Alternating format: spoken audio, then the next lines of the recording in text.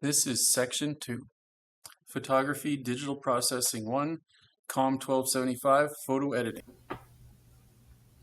Okay, resizing images. I actually showed you some of this with the cropping section earlier. So again, to resize an image, you go back to crop, rotate geometry again. And that's what we're doing up here with the aspects, right? So I can change this. The original is 3:2.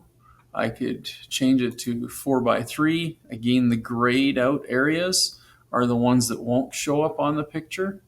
So if I click here, right, it's taking those edges out. And I can undo, either Control Z or go edit and then down to undo. But I can change the size 11:8, 8.5. Okay, that's what it would look like with that ratio. 16:10.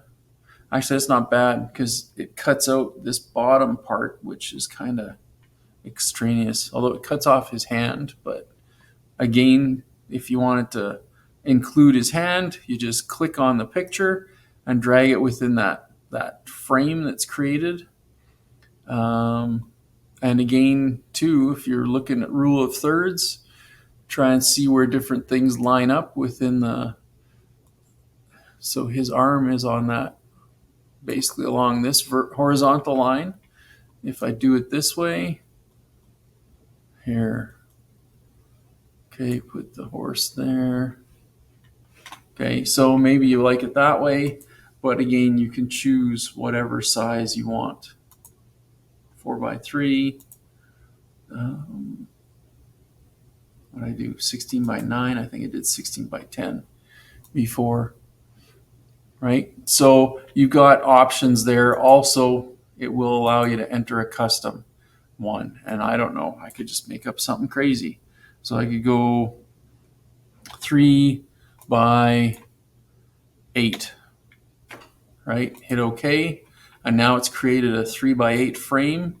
And then I can move the picture, drag it around within that frame to determine what the final image will look like. Okay, and doing that one kind of cut off his arm. So I'll undo it, but just to show you how that could be done. And you can keep undoing until you get back to the original.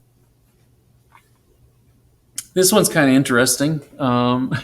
When you look at it on the computer as a thumbnail, it almost looked like maybe it'd be the moon out there, but it's actually a light from our school, from in the building. And the picture, other than where the light itself is very dark. So it's hard, when you're looking at it at first, or a quick glance, or from a distance, or a smaller version of it, it's hard to really see what is going on. But if you go in here and you go up to this tool, the edit tool, right, you can change exposure. So you can darken it. Now it really looks dark, or you can lighten it up, and you can go pretty extreme, or you can go somewhere kind of in between. And that's how you can adjust exposure on a picture. It's just a slider. You just move it back and forth. You make it darker, you can make it lighter. Okay. If you're asked to adjust saturation, it's the same thing. It's just a slider. So you get your picture loaded up. Again, you go to that edit tool selection, and you scroll down, and here's saturation. So you can make it lower, you can make it higher, right? So again, it's just another one of these sliders. And again, with the sliders, I think I've shown on videos previously, you can actually click on the number and adjust. So I can put -67 here, and it'll move the slider over there and automatically change the picture to that. If I wanted 40, I can just type in 40. And now that's the saturation on it. So that's how you can adjust saturation. Oh yeah, adjusting sharpness. So these are doors from a little smokehouse that we have that was built on our lot for the school.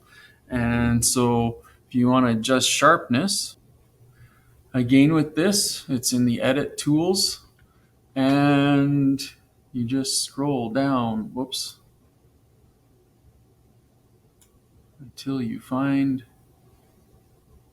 sharpening, detail, sharpening. And so you can make it sharper.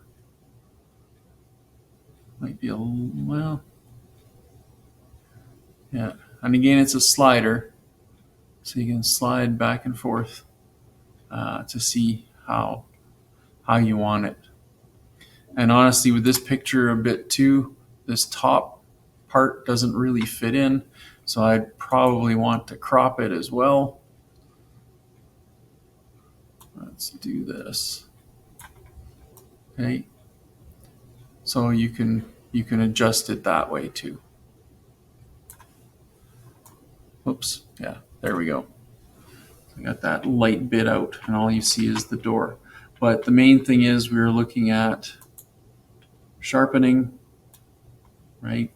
So it's a slider. You just kind of go back and forth until you find the way you like it. This one is switching things into black and white, which is pretty straightforward. Again, I think I've done this in a video before. So again, with your picture the way you want it, in this case, we're going to go up here to presets. Well, I guess it's actually in black and white. Or sorry, you can have black and white presets. There's different versions of it, and you can just hover over each one to see if there's one that you like. The other thing, and it's in edit, but I think, well, sorry, there's the presets, but also in edit, there's a B and W here. That'll turn it black and white. So there's a couple of ways you can do it that way. I mean, the other way you could go in there too, and you can adjust things to create your own version of black and white. But certainly the presets are available. There's a whole bunch of different black and white presets. And also in the edit tools, there is the B and W, the black and white button that you can select. Okay, another effect is sepia. And I've created a video for this before.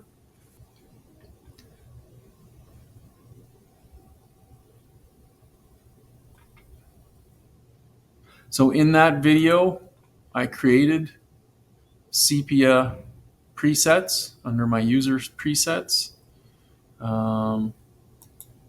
Unfortunately, and I've noticed this before, when you click on the presets, it doesn't show you here what settings you used to create that preset.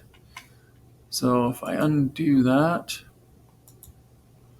right, I've also got one I call it sepia tone, okay, because I was trying to show it a few different times, and so it came up. I had to save it a couple of different ways, but I've got my notes here, and basically to create the sepia tone, again, I can go with my notes. So we just want edit open. We don't want presets right now. So it says the first thing, oh, hang on, I gotta undo. So it's back to the way it was originally. There we go. So it says creating the sepia tone. Again, as a reminder, it says the first thing you should do, oh, back to edit. Sorry, let's get rid of these presets. First thing you should do is turn it into black and white. And then you go down here.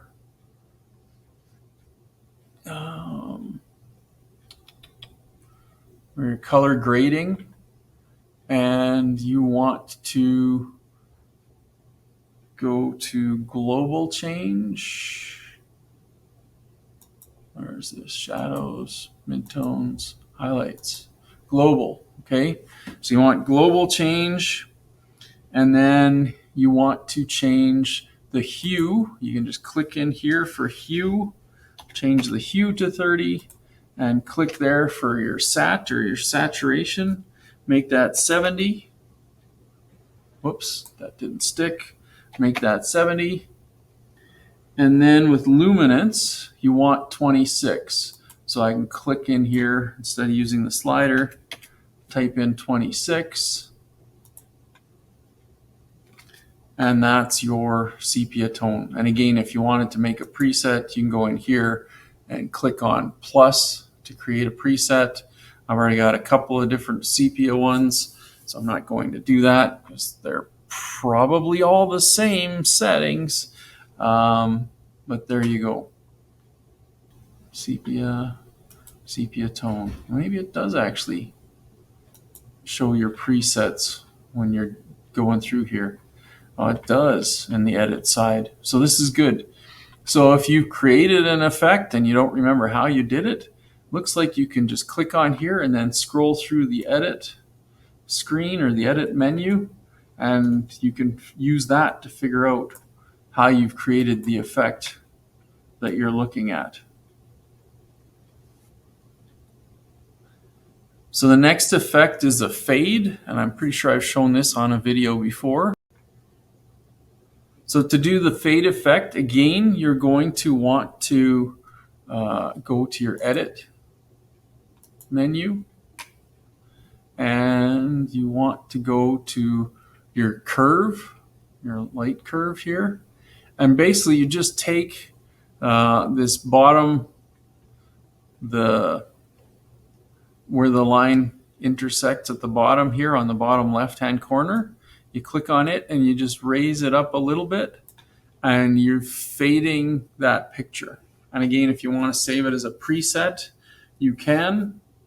But by doing that, you've faded the picture. So you've kind of lightened it out. You've smoothed it out a little bit. So it's a lot of a softer feel to the picture, right?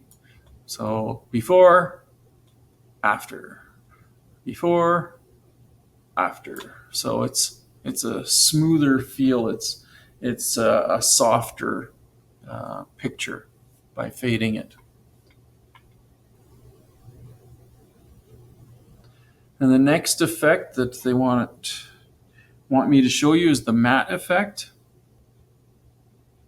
Okay, so in the presets, you can go under basics, creative, and there's a cool matte effect.